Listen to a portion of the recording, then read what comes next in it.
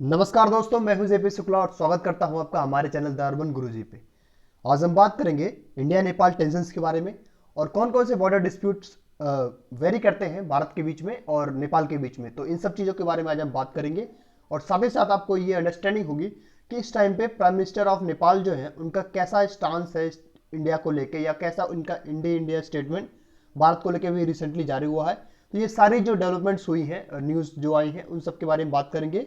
और साथ ही साथ अगर आप गवर्नमेंट एग्जाम की तैयारी कर रहे हैं तो आपको जो इंटरनेशनल रिलेशंस है उस टॉपिक से अच्छे मार्क्स स्कोर करने हैं, तो इस टॉपिक को पूरा देखिए, इस वीडियो को पूरा देखिए और अपने दोस्तों के साथ शेयर करिए।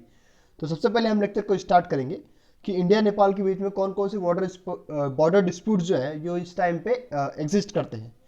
तो अगर आप बात करोगे भारत और नेपाल सीमा के बीच में, तो इस टाइम पे तीन जो एक्टिव बॉर्डर डिस्प्यूट है वो लाई करते हैं। पहला जो काला पानी में है उत्तराखंड के साइड पे, आपको जो उत्तराखंड और नेपाल का बॉर्डर है वहाँ पे एक बॉर्डर डिस्प्यूट है। दूसरा है लिपू लेक जो कि काला पानी के नियर ही है। और तीसरा है सुस्ता जो कि महाराजगंज और नेपाल के बॉर्डर पे है। एक जगह है निचलौल, वहाँ पे एग्जिस्ट करता है। नेपाल क्लेम करता है ये तीन टेरिटरीज हैं ये उनकी है, पर अकॉर्डिंग टू इंडिया या फिर जो हिस्टोरिकल फैक्ट्स हैं इंडिया के हिसाब से, वो अभी भी भारत की टेरिटरीज हैं और भारत के कंट्रोल में है।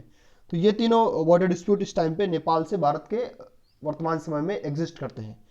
अब हम बात करते हैं कि अभी घटना क्या हुई है। तो अगर आप रिसेंटली न्यूज़ फॉलो कर रहे हो तो आपने सुना होगा कि भारत और चाइना के बीच में जो मानसरोवर यात्रा होती है उसके पहले तीन रास्ते थे। पहला रास्ता जो था भारत चीन के बीच में था डायरेक्टली, जो कि उत्तराखंड के पिथौरागढ़ होकर जाता था। दूसरा रास्ता नेपाल से था और तीसरा रास्ता घूम के पूरा सिक्किम में होके चाइना होके जाता था। तो ये तीनों रास्तों में सबसे कठिन रास्ता यहाँ पे चाइना होके जाता था। फिर जो आसान रास्ता था भारत और उत्तराखंड के बीच में, उस रास्ते को भारत सरकार ने जोड़ने के लिए या बेटर करने के लिए किया क्या कि वहाँ पे पिथौरागढ़ में एक सड़क बनाई लिपुलेख पास के पास, जिससे क्या है कि वो जो पिलग्रिम्स हैं मानसरोवर यात्रा के लिए उनको थोड़ी आसानी मिल सके और भारत के लोगों की पैसे की बचत भी हो सके, टाइम की बचत, पैसे की बचत, इसके लिए सड़क बनाई इन्होंने। क्योंकि वो टेरिटरी जो है हमारे कंट्रोल में है बहुत टाइम से, आज से नहीं हजारों मतलब सैकड़ों वर्षों से ये टेरिटरी भारत के कंट्रोल में है और भारत का इंटीग्रल पार्ट है। तो वो भारत ने एक सड़क बनाई वहाँ पे। अब नेपाल चूंकि क्लेम करता है कि लिपू लेक पास जो है ये उनका है, तो उन्होंने ऑब्जेक्ट करा कि आपने ये सड़क क्यों बनाई। फिर भारत ने क्या किया कि भारत ने जिनका ऑब्जेक्शन है उसे रिजेक्ट करा, क्योंकि ये टेरिटरी बिलोंग करती है भारत को, तो उन्होंने अपनी टेरिटरी में ये एक सड़क बनाई। दैट इज नॉर्मल, कोई भी देश अपनी टेरिटरी में सड़क बना सकता है, जैसे कि चाइना बनाता है और या फिर यूएस बनाता है या कोई भी देश बनाता है, एज इट इज भारत ने भी बनाई सड़क। अब चाइना को जो है, जो प्रो स्टांस है इनका चाइना को लेके इस टाइम पे नेपाल का, क्योंकि वहाँ पे कम्युनिस्ट पार्टी की सरकार है, तो इन्होंने क्या किया, जो नया मैप जारी किया उसमें इन्होंने काला पानी, लिपुलेख, ये सारी टेरिटरीज को अपने अंदर दिखा दिया रिटेलिएशन के रूप में, जो कि बहुत अनफॉर्चुनेट था। फिर बल्कि भारतीय सरकार ने कहा कि अगर आपको लगता है कि कोई विवाद है जो कि अभी सॉल्व नहीं हुआ है, क्योंकि उस पर बात भी चल रही है, तो अभी जो कोरोना वायरस का इम्पैक्ट है पूरी दुनिया में, पैंडेमिक का, अगर वो खत्म हो जाता है तो उसके बाद हम बात करेंगे, उसको रिजॉल्व करेंगे मैटर्स को। पर गवर्नमेंट ऑफ नेपाल ने इस पर जरा भी गौर नहीं किया और एक तरह से क्या कहते हैं उसको, इंसाइटिंग आर्ग्यूमेंट के रूप में ये इन्होंने अपना स्टेटमेंट जारी कर दिया। अब अब हम बात करते हैं कि एंटी इंडिया स्टांस इनका किस तरह से रहा है, नेपाली गवर्नमेंट का या फिर नेपाल के जो माओइस्ट पार्टी हैं उनके चेयरमैन का। तो आप देखो, जो के पी शर्मा ओली है उन्होंने रिसेंटली एक स्टेटमेंट दी है कि Indian viruses are more lethal than Chinese और इटालियन और एनी अदर वायरस। इनका ये कहना है कि भारत के लोग कुछ इलीगल चैनल से या फिर अवैध तरीके से नेपाल में घुस रहे हैं और कोरोना वायरस फैला रहे हैं। तो आप देखो, दुनिया का भी कोई देश इस टाइम पे देख लो, वो कोई भी भारत को ब्लेम नहीं कर रहा है except of Nepal. Even if south Asia में आप देख लो, पाकिस्तान की बात कर लो, श्रीलंका की बात कर लो, बांग्लादेश की बात कर लो, तो वो भी ब्लेम नहीं कर रहे भारतीयों को। पर ये नेपाल का स्टांस ये दिखाता है कि ये कितने प्रो चाइना हो गया है। इसके पीछे एक और रीजन आप देख सकते हो। तभी रिसेंटली हुआ क्या था कि नेपाल की जो कम्युनिस्ट पार्टी है उसमें एक तरह से स्प्लिट होने वाला था, और वहाँ पे जो लोग मतलब मेंबर्स ऑफ पार्लियामेंट हैं या फिर जो लोग चुन के आते हैं, उनमें ये मतभेद था कि इनको के पी शर्मा ओली को बनाना है या नहीं बनाना है। तो उस टाइम पे चाइनीज ऑनवाई ने वहाँ पे इंटरफेयर किया था एक्टिवली पार्टिसिपेट करके और उनका मुंह बंद करा दिया था। तो एक तरह से उनका एक कर्ज है नेपाल के प्राइम मिनिस्टर के ऊपर या फिर नेपाली सरकार के ऊपर, जो उसको चुका रहे हैं, वो ऑब्वियस सा है। अब एक और बात है कि अभी आपने सुना होगा वर्ल्ड हेल्थ असेंबली की मीटिंग हुई है, वहाँ पे 100 से ज़्यादा देशों ने एक वोटिंग करी है कि आप इंडिपेंडेंट इंक्वायरी कराइए कोरोना वायरस के ओरिजिन के बारे में।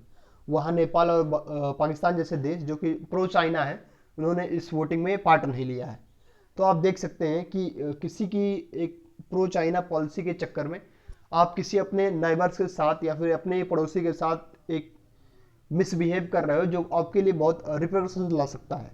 अब उस रिपरकशन की बात करोगे आप तो देखोगे सबसे पहले क्या होगा कि अब नेपाल जो है वो श्रीलंका, मालदीव्स और पाकिस्तान जैसे देशों के ट्रैक पे चल रहा है।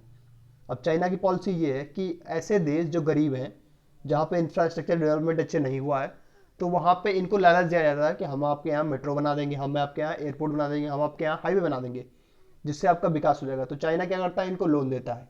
अब चूंकि उसे पता है कि ये देश है रिपेमेंट नहीं कर सकते इन लोन्स की, तब रिपेमेंट नहीं कर पाएंगे तो वो जो जो इन्होंने इंफ्रास्ट्रक्चर डेवलप करा है वो इनको बिलोंग करेगा। अब वहाँ पे इनका एक बेस बन जाएगा और साथ ही साथ वो कंट्री एक तरह से इंडेप्टेड हो जाएगा इनके पैसे का या इनके लोन्स का। यही पॉलिसी ये लोग इस टाइम पे अपना रहे हैं नेपाल के साथ।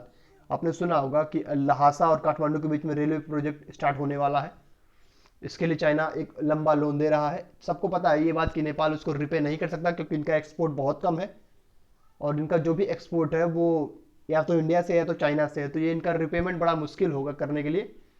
और इसके बाद भी गवर्नमेंट ऑफ नेपाल इस पर कंसर्न जाहिर नहीं कर रही है। एक और न्यूज आपको सुनी होगी आपने कि अभी हाल ही में जो CGTN है चाइना का ऑफिशियल या अनऑफिशियल, दोनों आप कहते हैं, क्योंकि चाइना में जितने भी न्यूज़ चैनल्स हैं वो फिर स्पॉन्सर्ड होते हैं या फिर गवर्नमेंट स्पॉन्सर्ड होते हैं।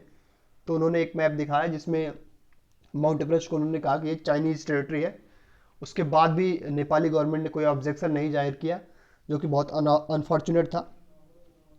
तो आप देखो कि अगर भारत के साथ इस प्रकार से सीमा विवाद ये करते हैं तो इनके, क्योंकि दो ही नेबर्स हैं, या तो इंडिया या तो चाइना, तो इनके लिए जो ट्रांसपोर्टेशन है सामानों की, ये भी बड़ी मुश्किल हो सकती है।